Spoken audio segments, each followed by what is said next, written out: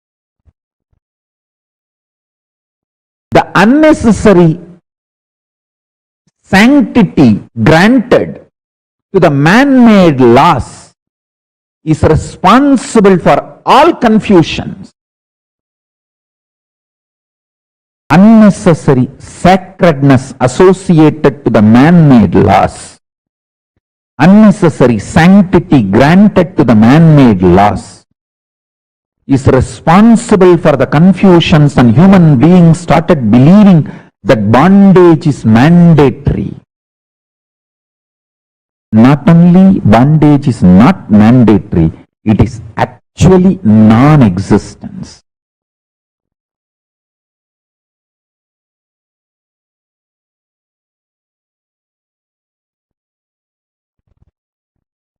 It is actually non-existent. Unconscious human society, irresponsible human beings passing on the unconscious rules and regulations without reviewing them even once with the present needs and consciousness. That unconscious structure is responsible for all the bondages. If you understand these principles, Shiva Tattva, Shakti Tattva, Sadashiva Tattva, Ishvara Tattva, Shuddha Vidya Tattva, Maya Tattva, Kaala Tattva, Niyati Tattva, Kaala Tattva, Vidya Tattva, Raga Tattva, Purusha Tattva, Prakriti Tattva, Buddhi Tattva, Manas Tattva, Ahankara Tattva, Pancha Jnanendriyas, Pancha Karmendriyas, Pancha Tanmatras, Pancha Mahabhutas.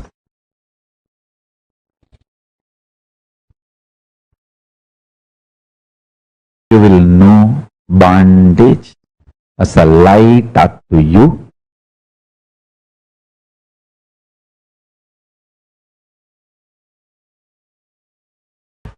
Listen.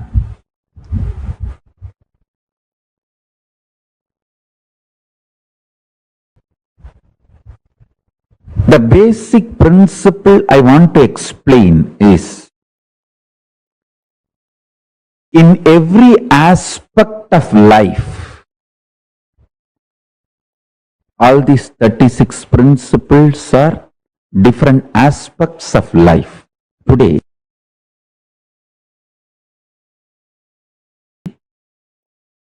I am giving you an example of Kaala Tattva, time principle, how the unconscious ordinary human being, how they grasp time. Maximum they are able to grasp only these 3 units of time. Earth rotating itself, making one day. Chandra, moon, going around the earth, making 1 month. Earth going around the sun, making 1 year. Only these 3 basic units of time, unconscious human mind is able to grasp.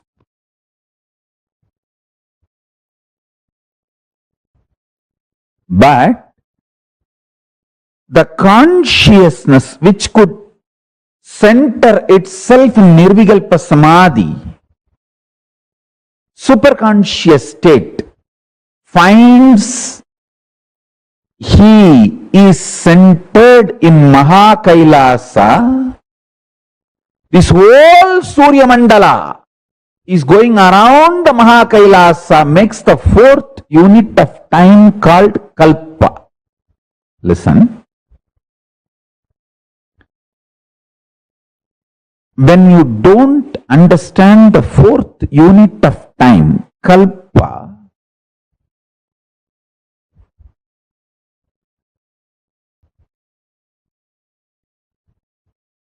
you start developing very narrow vision about time, life, about everything.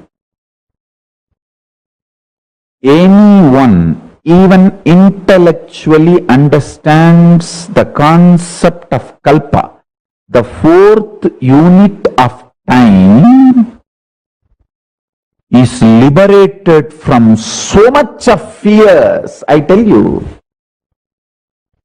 the permanence of existence, perception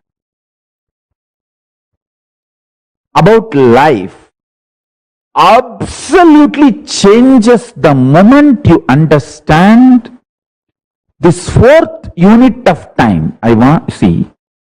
I'm just revealing some of the superconscious principles.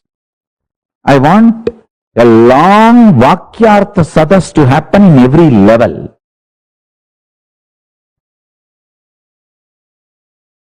Understand? Because we are agitated, we don't think for a long time, because we don't think or try to understand the multiple units of time. We are just stuck with 3 units of time. That is why all our planning, all our ability to connect with the time, all our ability to understand time stops with the units of years. Whether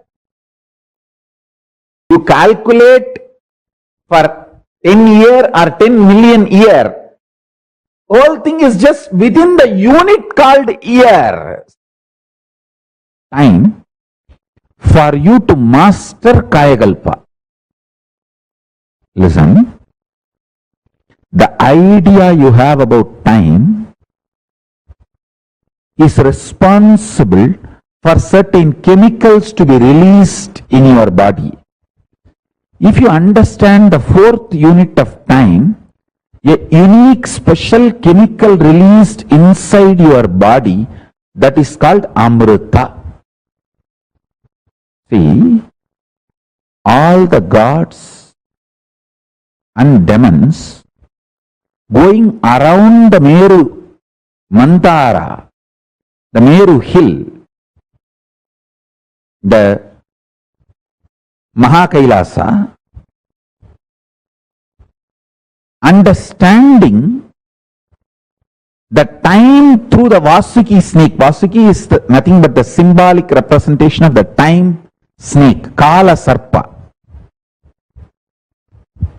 When that happens, the body releases nectar. Understand? The understanding I am giving now, the vast understanding about the fourth unit of time, if you can intellectually internalize and see in your life, suddenly you will realize you have so many powerful cognitions, so many powers, so many wonderful things in life. The events of Kaala Tattva later. Now understand the units of Kaala Tattva and also understand how by not understanding the units of Kaala Tattva, we are all collectively suffering and started believing suffering is natural. No! Suffering is neither natural nor inevitable. With the right understandings, it doesn't even exist. The visionaries are convinced suffering is inevitable, so the followers are also convinced suffering is inevitable. That is the biggest suffering. That is the real delusion. That is the real delusion.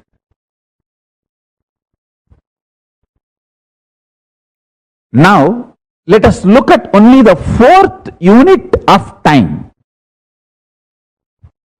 The fourth unit of time is cognized by the mind which lives in Nirvikalpa Samadhi. And even if all of you have not achieved a Nirvikalpa Samadhi, if you understand the principles from a person who lives in Nirvikalpa Samadhi and makes that as a lifestyle, you will enjoy all the benefits of the Nirvikalpa Samadhi. For example, Einstein's theory. All of us may not understand, but many benefits derived from that theory, we are all enjoying in our life because we decided to accept his theories. Same way, the fourth unit of time, this theory, all of you may not be able to grasp it, but if you decide to accept and enjoy, make this theory as a part of you, you will enjoy all the benefits of these truths, benefits of this theory. That is what I call living enlightenment. Till you realize personally, individually, as your own enlightenment, living it because your Guru has revealed it, making that as your vision because your Guru has revealed it, is living enlightenment.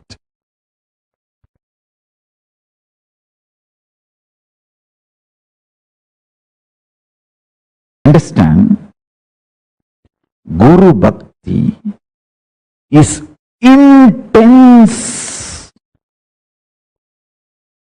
pure existential energy which can liberate you from all known, unknown, unnecessary delusions. All delusions are unnecessary. All the known and unknown delusions you will be free from. My gurus used to tell, like how you switched, if you switch on, the electricity flows and the fan or the tube light works. Same way, conscious decision to cognize Guru exists as embodiment of God. God is the unmanifest form of Guru. Listen, Guru is the manifest form of God. God is unmanifest form of Guru. Avyakta Svarupa of Guru is Paramashiva. Vyakta Svarupa of Paramashiva is Guru. The manifest form of Paramashiva, God, is Guru. Unmanifest form of the Guru is God. Listen. God is the state of Guru. Guru is the statement of God. God is the state of Guru. Listen. God is the state of Guru. Guru is the statement of God. God is the state of Guru. Guru is the statement of God.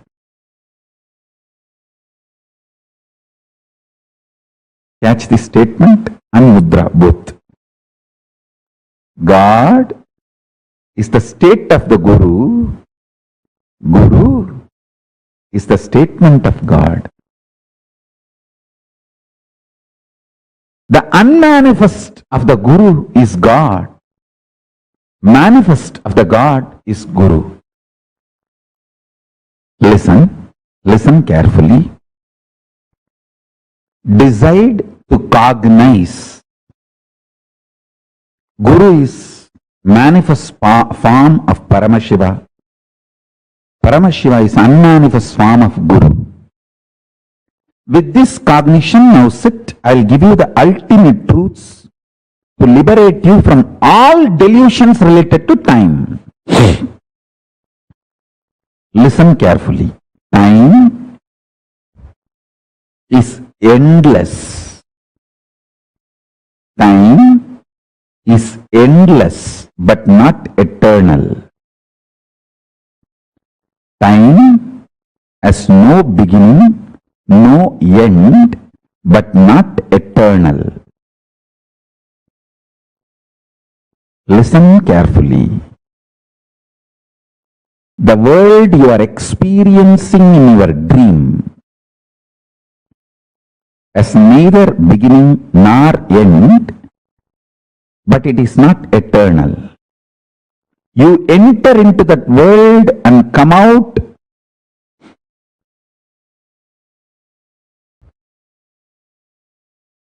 but even by existence that world is not eternal. Swapna loga, la loka, the world you experience in your dream is not eternal.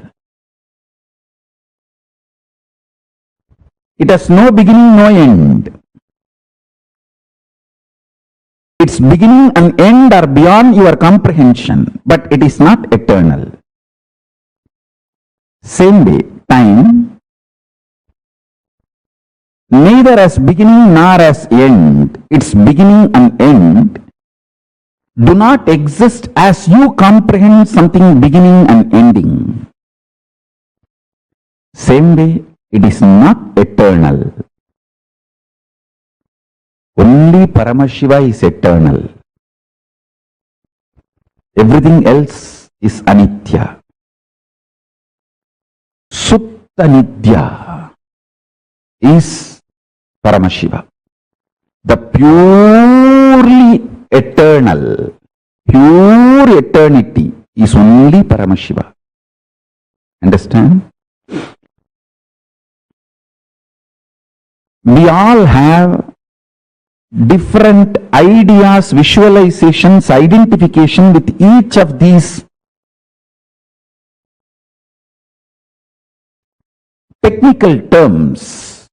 Each of these technical terms like a time, beginning, ending, eternal, ephemeral. We all have some ideas, visualizations. Time is beyond your idea of beginning and ending. Listen carefully.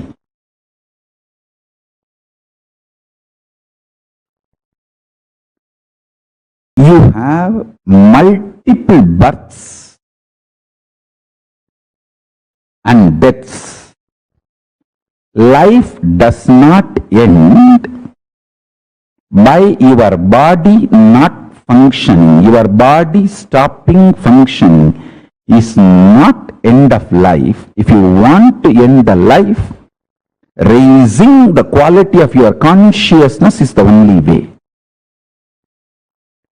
Awakening to the fourth time, Turiya Kala, Turiya Loka, Turiya space is the only way to free yourself from birth and death. If you want to free yourself, you can consciously play with these births and deaths. You can take the birth as you want.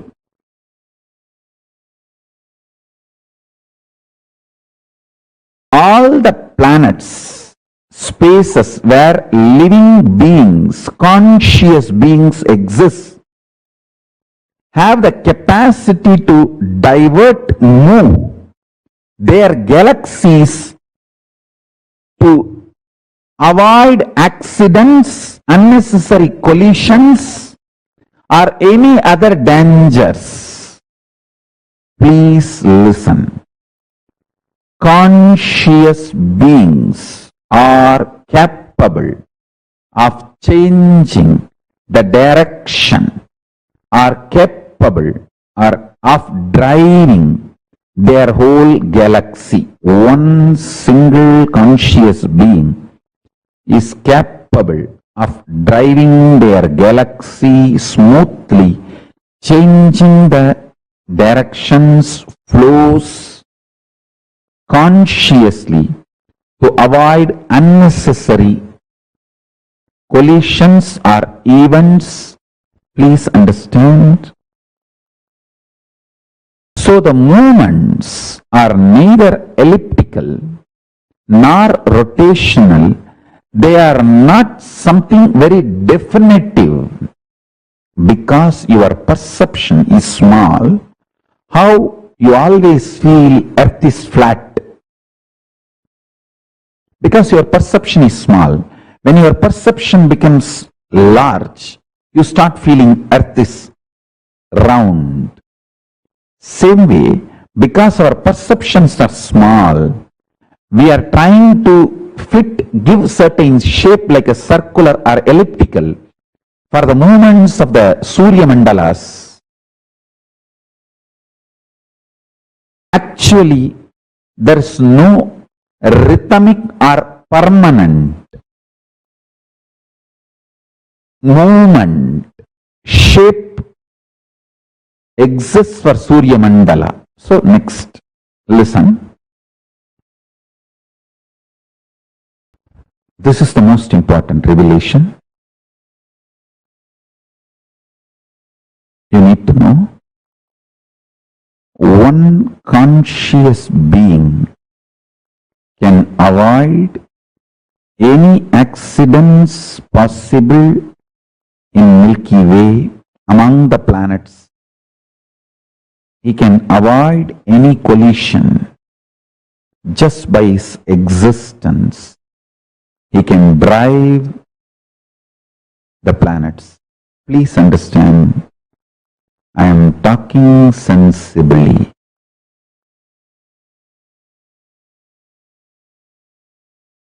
I am talking sensibly, and I am revealing the truths as it is. Just listen to what I am saying 2-3 more times and meditate on it. Pray to Kala to help you to cognize the truths he is revealing now through this body. So, you can be liberated from all the delusions related to time. Please understand. Just only switching on is required to operate the gadgets in your home. Same way, just deciding you are a conscious being, and consciousness is the most superior form of existing than any matter, any principle, is enough for you to manifest the powers to move the planets and play with time and grahas. Please understand, destruction and rejuvenation is one and the same. If you feel you are not a conscious being, if you cognize you are just a matter, destruction is going to be the form of Shiva you will experience. If you know you are a consciousness like Paramashiva, you are just reflection of Paramashiva, extension of Paramashiva. The moment you cognize this, rejuvenation will be the face of Paramashiva you will be experiencing and enjoying. Understand? With whom you fall in love, you are going to live with that person. If you cognize you are just matter, you are going to fall in love with matter and materialistic pleasures. Some you are going to be having that same quality of life. If you fall in love with Paramashiva, if you cognize you are extension of Paramashiva, if you decide consciously you are an extension of Paramashiva, you are going to experience the rejuvenation phase of Paramashiva. Whether matter, see, please listen, matter has to experience destruction as end. Consciousness has to experience only rejuvenation as its end, or life, or death. Life or death is a rejuvenation for consciousness. Life or death is just death, the end for matter, destruction for matter. Let me repeat, destruction is end for the matter, Rejuvenation is the end for consciousness.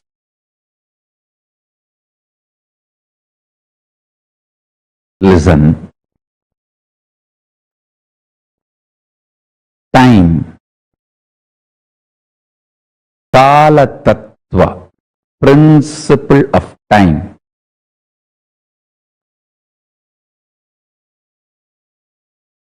Once internalized, you just become Kaala Tattva.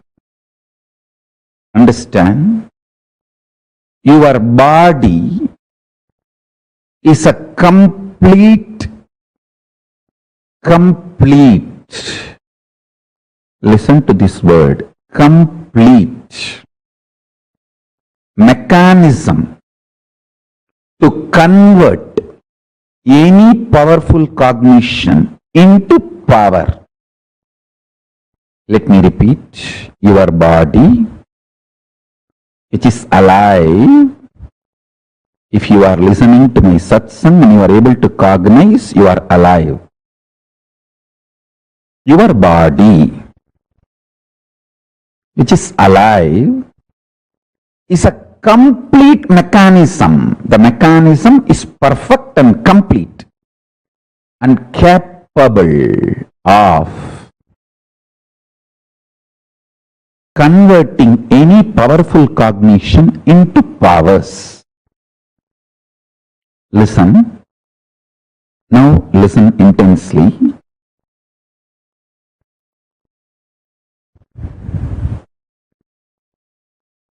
For example, Newton's theory is pure science.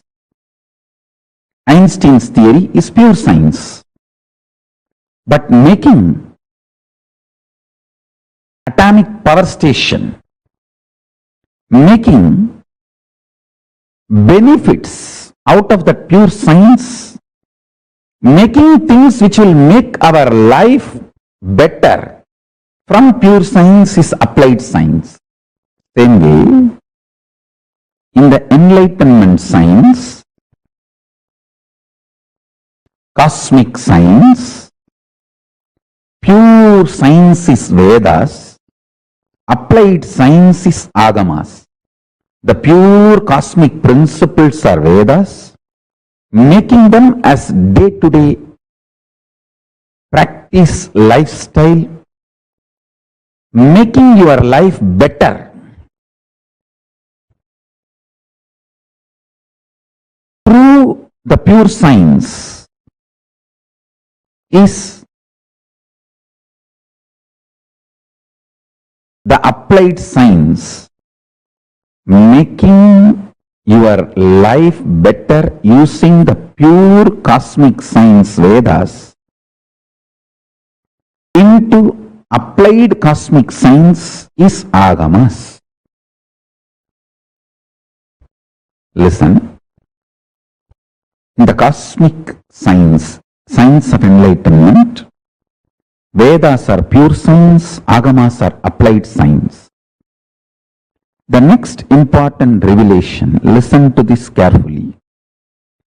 Your body is a complete, perfect, already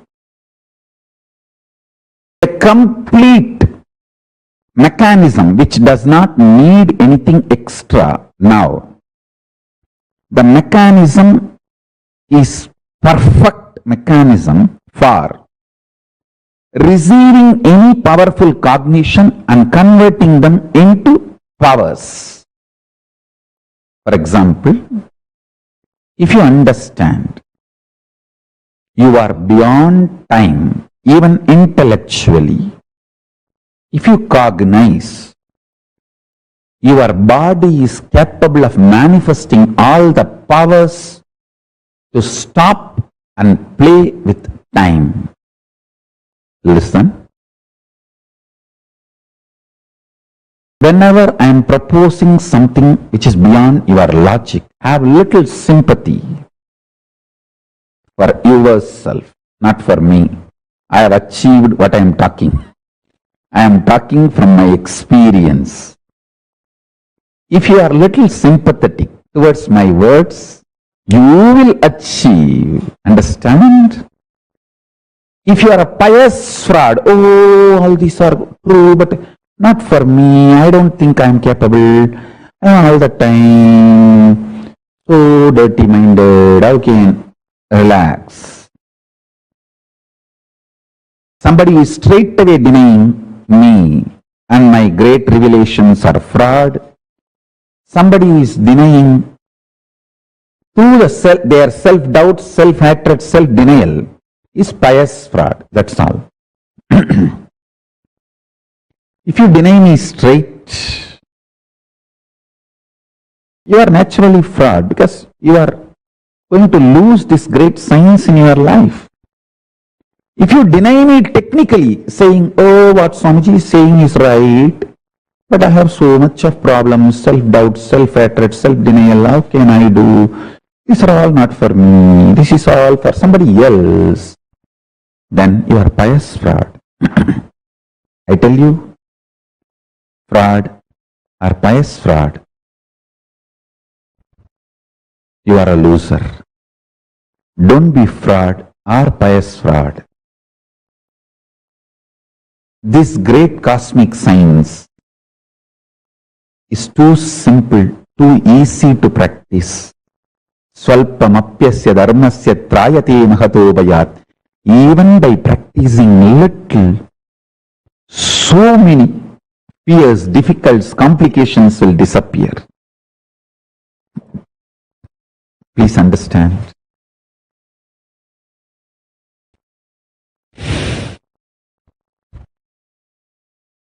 Real enlightenment science is far more superior and powerful. Far more superior and powerful.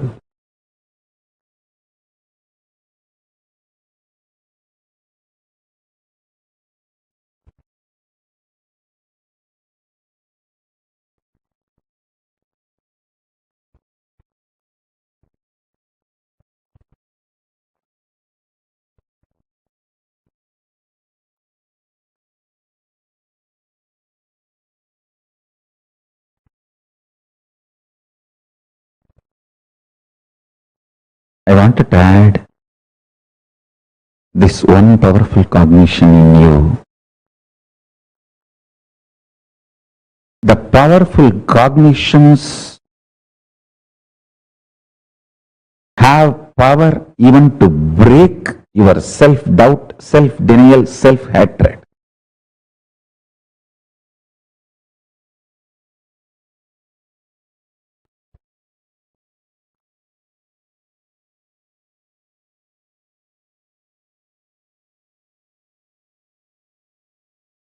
Your decision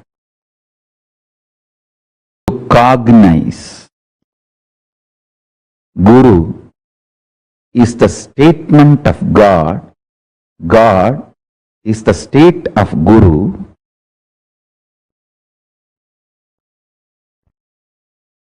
Completes, clears almost all difficulties and complications you will face in your day-to-day life.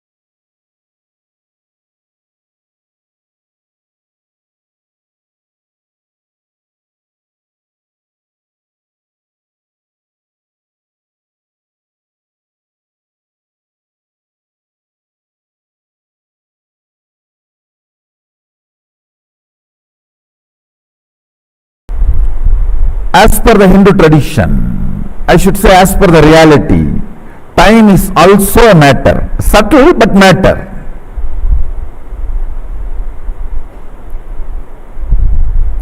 If you can handle your hand, you can handle your brain. If you can handle your brain, you can handle your mind. If you can handle your mind, you can handle time. Subtle but matter. Time is matter. It's not consciousness. So consciousness can handle matter. Consciousness can handle matter.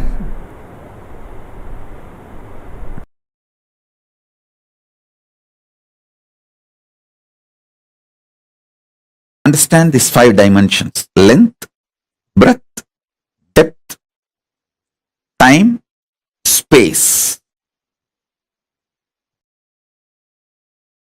Modern day scientists are trying to separate time and space, but ancient Vedic scientists, our masters, have always mentioned time and space more or less as a one. There's no watertight compartment between time and space. So anyhow, I'll try to explain in your logic, the logic which you understand that way. So listen. When a breadth dimension manifests, it just swallows the length. Length loses all its qualities when it is taken over by the breadth. I tell you, when I was swallowed by Arunagiri Yogeshwara, I lost all my individual identity and qualities and quantity, everything. Just Paramashiva swallowed me and he became me. And I am happy about it. I welcomed it and I enjoyed it and I am enjoying it even now. And I am so happy I took the decision of offering me to Paramashiva for him to digest me into him. Like how big fish swallows the small fish. Big snakes swallows the small snake. How my Guru Paramashiva just swallowed me and digested me into him. Same way, higher dimensions just swallows the lower dimension. When breadth manifests, it just swallows the length. When depth manifests, it swallows the breadth and length both. When time manifests, it swallows length, breadth, depth, all three. When space manifests, it swallows time, length, breadth, depth, all four. When consciousness manifests, it swallows all. Length, breadth, depth, time, space, all. I am telling you, you have consciousness which can just swallow the time. You can apply this science very practically in your day-to-day life. You can make it into reality. Anything which you think may happen in future, for example, you are working 8 hours a day. In the same way, if you work, you will make $1 million in 2 years. But if you consciously apply your will persistence, infuse that in your day-to-day activity, that 2-year time will be drastically reduced to 2 months, 2 weeks, sometimes even 2 days. That is what I call power manifestation. And it is not something difficult. Understand? You have been empowered, hardwired with consciousness. Without consciousness, your body cannot function. Understand that. If you are able to convert blood into blood, be very clear, you have consciousness. All the mechanisms, spare parts, hardware, software, everything needed for a consciousness to function, manifest itself, if only that is available end to end, the inhaling comes out as exhaling, and blood gets converted into blood. If all this is happening in you, even with the difficulty, be very clear, you have consciousness. You just need to decide not to have the fear about the struggle and failures. Treat the struggle and failures very cheaply. Don't be afraid of it. Now first understand this one thing. Stop being terrorized, frightened about your struggles and failures.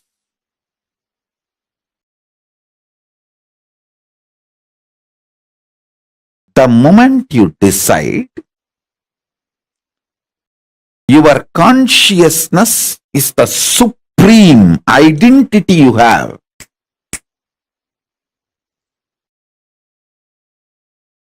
You will not empower.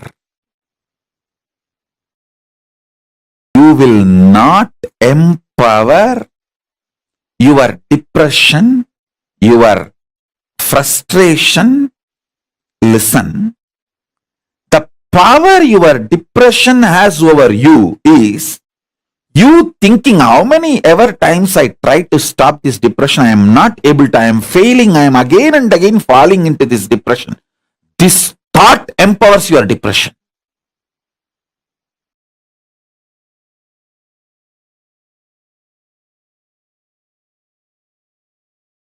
Any pattern you have, you giving up first is the power that pattern gains.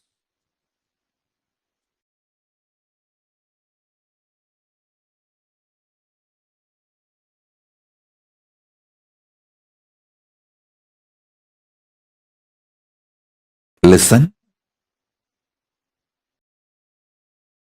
Understand this? It's a very subtle trigger you go through. Anyone allows this trigger to become a lifestyle, you become the serial offender of consciousness. If you say, oh God, I struggled so many times with my depression, I am not able to keep up, I give up. This thought will make depression as a lifestyle for you.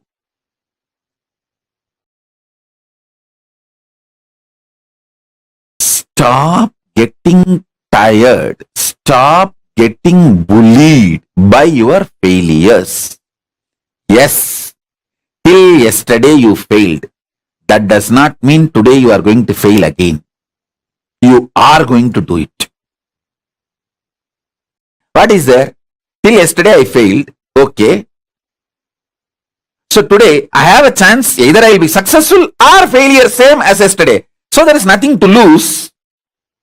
That's all. Look at that from this angle.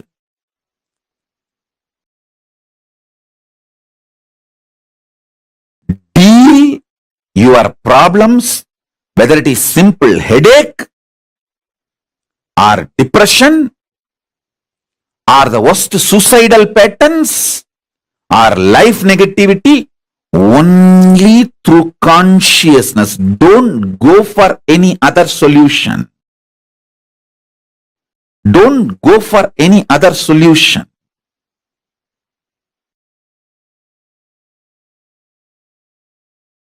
Now listen.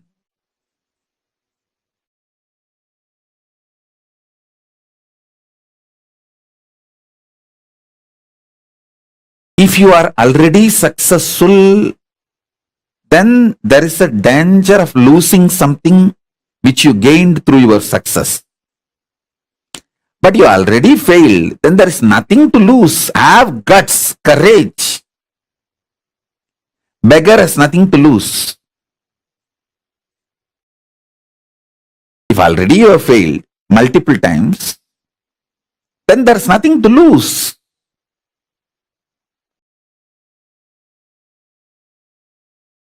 Develop a powerful will persistence. That's the most important asset for life.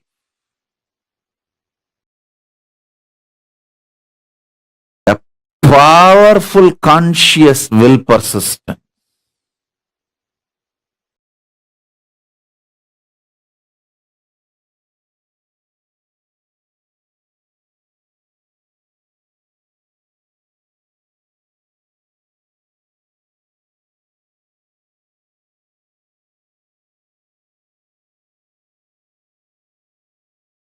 Your consciousness has power at this moment to swallow, digest, clean up all the incompletions, struggles, frustrations, failures, depressions, all negativity and all toxins.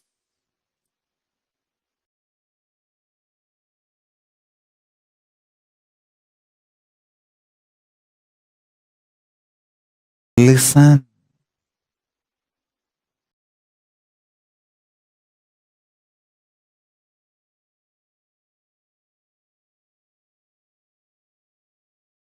Sit with your life situations.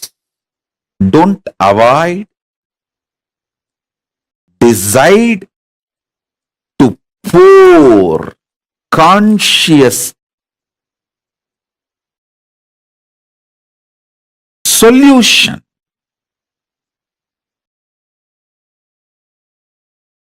Decide to be intense in every activity.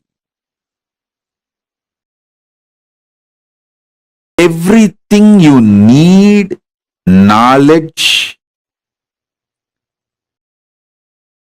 cosmic support in the form of intelligence, resources, blessings, energy, all is available.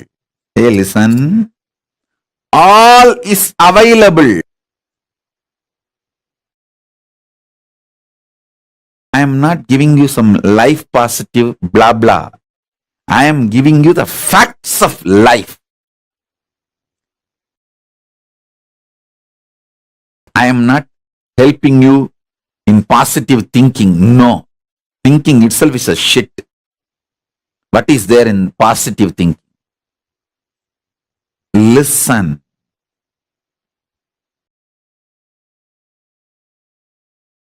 I am triggering your consciousness. I am triggering your consciousness. Look into your life. Listen to this. Time itself is nothing but your decision to be lazy, arrogant, stupid, and struggle with the same rut. Your decision to struggle with the same rut is time, Kaala. Your decision to swallow time is Kaala Bhairava.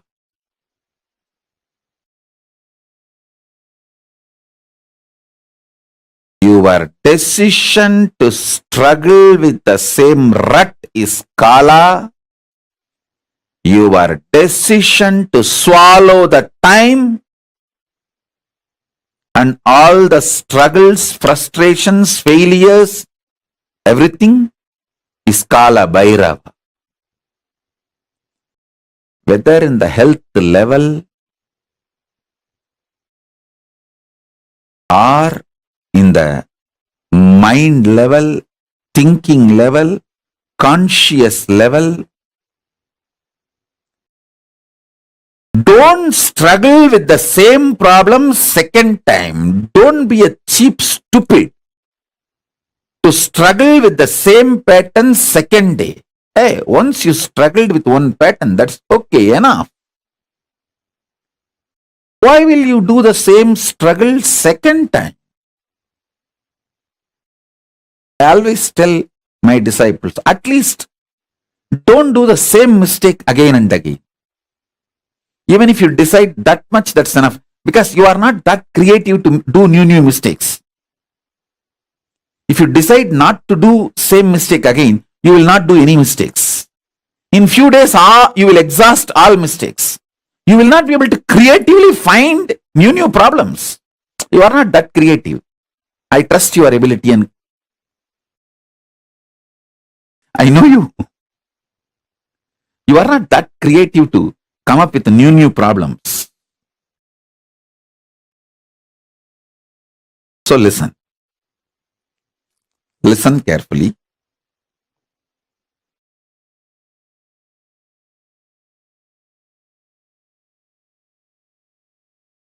If you decide to break even one pattern, one struggle, one frustration, one failure,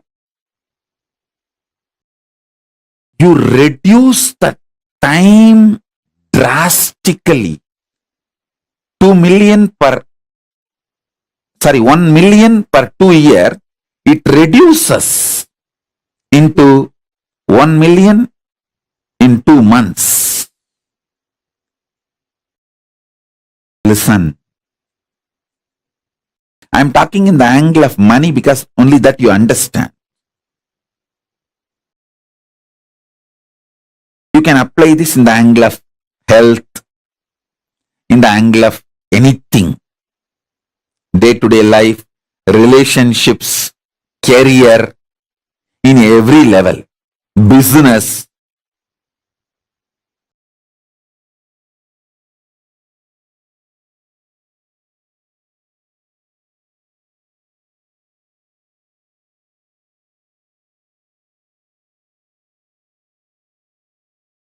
When you decide not to get frustrated about your frustration, not to be failed by your failures, not to be depressed by your depression, when you outsmart your repetitive thought currents, are time. Time has nothing to do with chronology. Listen. Only an ordinary worker who gets up, goes to office morning 8 o'clock and works like an ordinary worker is bound by the chronological time. 99% of you, at least my devotees, my disciples who are following me, who have become economically independent, self-sufficient, who are your own boss, who made your own life, you all don't live actually in chronological time. You all live in psychological time. Chronological time is used only for 1 or 2 meetings with outsiders, Bhuloka people, planet Earth. For that you may need chronological time. But you don't exist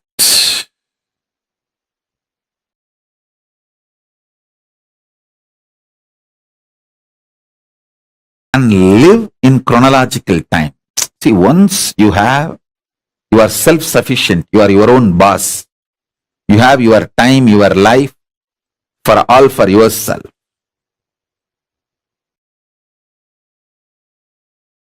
You don't live in chronological time. You live in psychological time. Psychological time is nothing but the rut of mental patterns. Somebody asked me, Swamiji, in Ramayana there is a story, Ahalya was cursed to be a stone for ages. Was she really for millions of years lived as a stone? Listen, if you decide not to break your depression, the millions of years chronological time, you will be in depression. But the moment you decide to break that pattern, you just swallow the whole millions of years and wake up now. The feat of Sri Ramachandra triggered so much of joy, life positivity, clarity, love in her. She just decided to get out of the depression state. Understand? She just decided to get out of the depression state. That's all.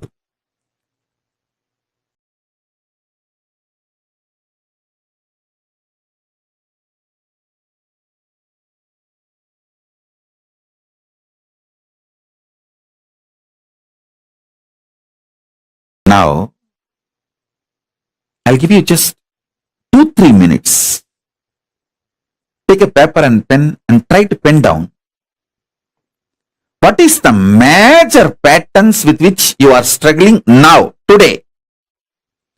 You don't need to list from your birth. Now, immediately if you open your eyes, who are the enemies you are seeing in front of your eyes other than your spouse? Other than your spouse, you will be seeing some enemies in front of you. The internal enemies. List them.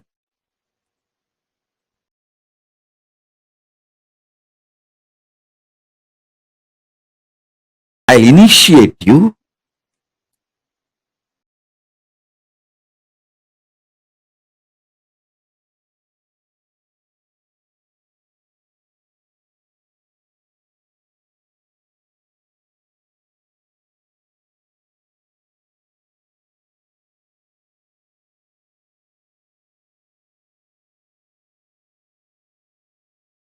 Demolish this concept of time through your consciousness. You can just collapse the time and swallow it inside. You are empowered conscious.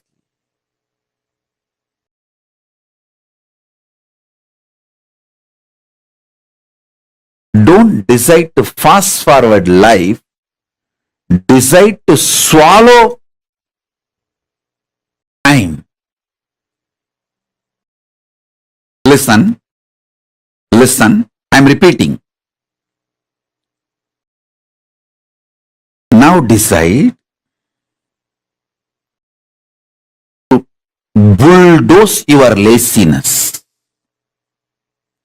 Be ferocious with your self-depressing, self-detaining doubts and patterns. Load yourself with more commitment, more responsibility, more activism. Bulldoze your laziness and commit. Tomorrow onwards, I am going to do the yoga.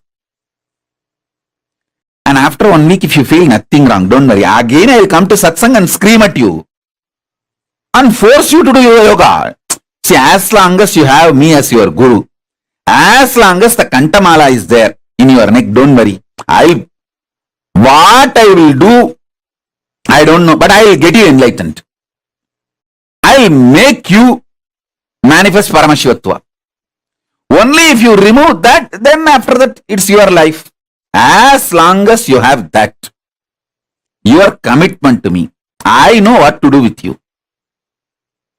I can outsmart all your patterns because I have outsmarted all my patterns. I can easily outsmart your patterns. Time is nothing but a cheap struggle with the same cheap patterns.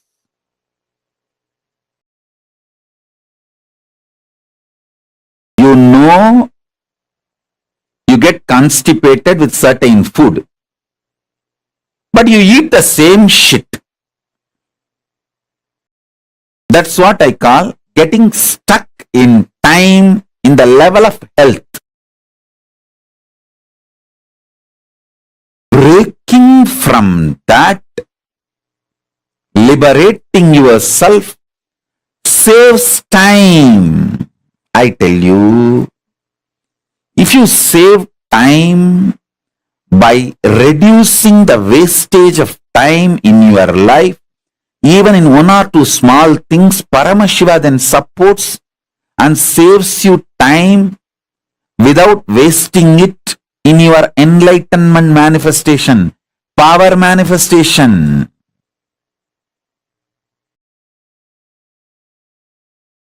I tell you, the patterns with which you struggle gets documented in your kidney, in your intestine. When you break the patterns, again that freedom gets documented in your kidney and in your intestine. Even they start supporting you. When you break the pattern of worrying, your digestion will suddenly improve. The detox happening in your body will suddenly improve.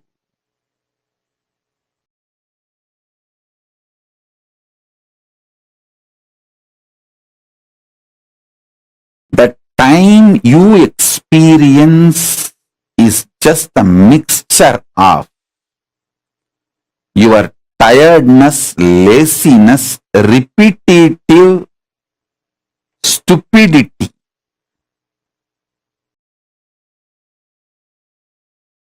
Tiredness, laziness, repetitive stupidity.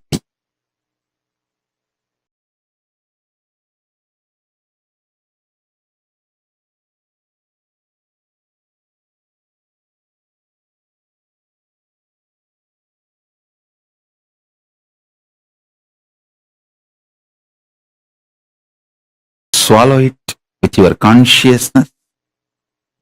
I empower you. I'll swallow it for you. Clean it up. Make the fresh Satya Sankalpas. Form a new life.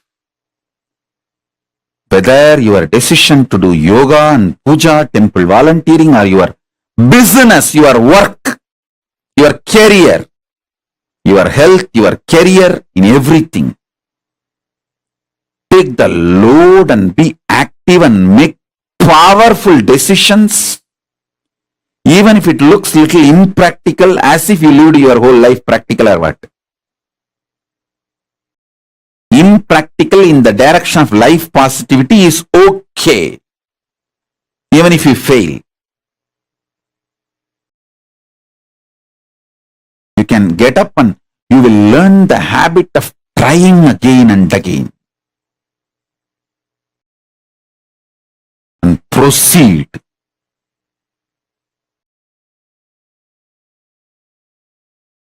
Progress.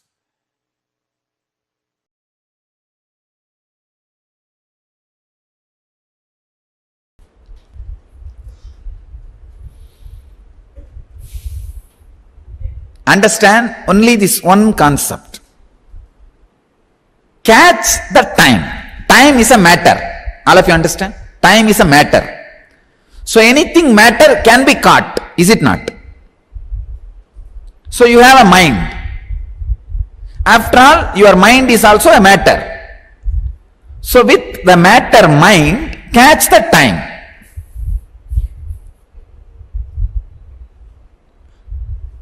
What is this? We know he is crazy. But now it is going overboard. Understand? Very subtle part of you trying to catch the cosmos. See, subtlest part of you is your mind. Subtlest part of the, I can say, grossest part of the cosmos is time. These two are very close to each other. Subtlest part of you is mind. Grossest part of cosmos is time. If you try to catch with the subtle part of you, the gross part of cosmos, you will catch it. Understand what I am saying?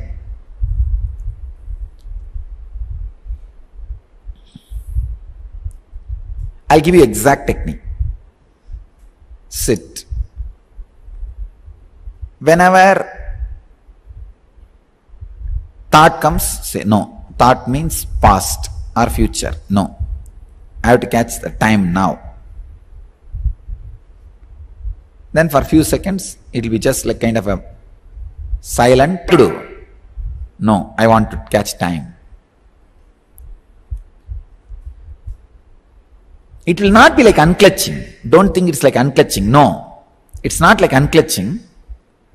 Meditating on time.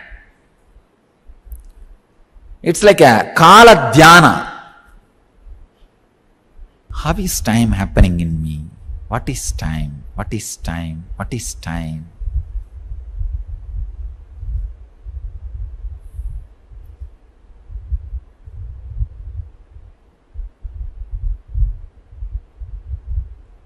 See, if you keep this towel in a vacuum box for 10 years, after that 10 years, vacuum box means nothing has worked on it. Try to take out this towel, it will be piece. It will be just a piece. Then what has worked on it? It's after all in the vacuum box, vacuum tube. There's no oxygen, there's no air, not even air has touched the towel. Why it has become old? Why it got toned? It will be just bit by bit, piece by piece. Means time has worked on it. Time has worked on it. Same way, time works on your body. Understand? Continuously, the wear and tear on your body is happening because of time.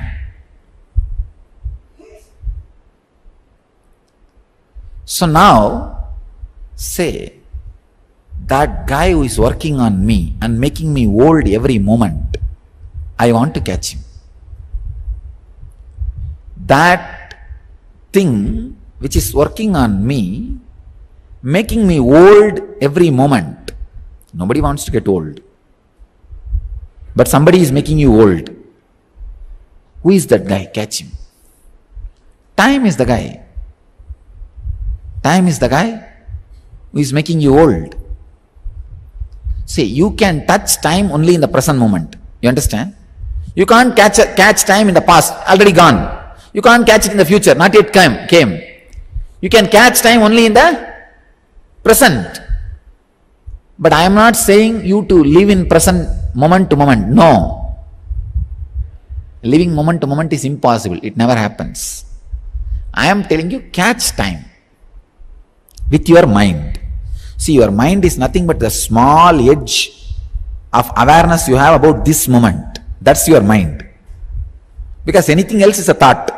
See, it's like how a blind person reads a Braille book. Braille book is there. He puts his finger and goes on reading. The fingertip is the mind. Same way for you. The whole world is there, all thoughts are there. The small tool with which you are reading all those thoughts is mind. All of you understand? The small tip of awareness you have, with which you are reading all these thoughts, scanning, understanding, classifying, reinsisting, revisiting, reinventing, all the thoughts, that small tip, that awareness is mind. So have that awareness in your control and try to catch time. Try to pin time.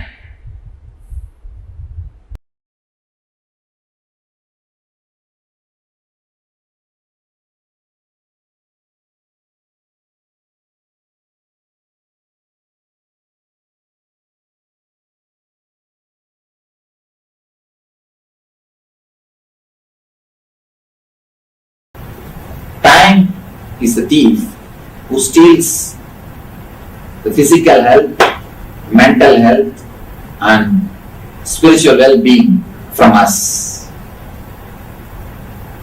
Physical health, of course, all of you know, more you get aged, you will be getting aged and all the disease, all the difficulties, all the problems.